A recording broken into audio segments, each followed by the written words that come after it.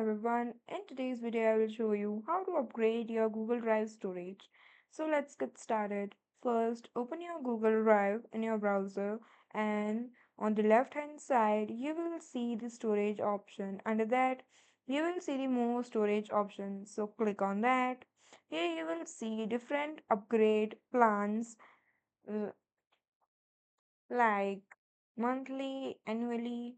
You can choose the one that works best for you, and you will also have the option of get a discount in both the plans.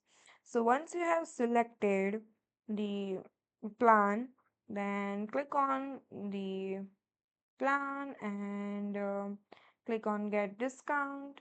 Once it's load, you have to choose the payment method, and once you're done with your payment, agree to Google terms and conditions and the services and enter your payment details, click confirm, and your storage will be instantly upgrade.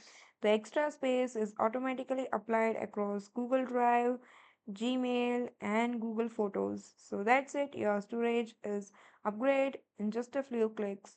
So that's all for today. Thank you for watching.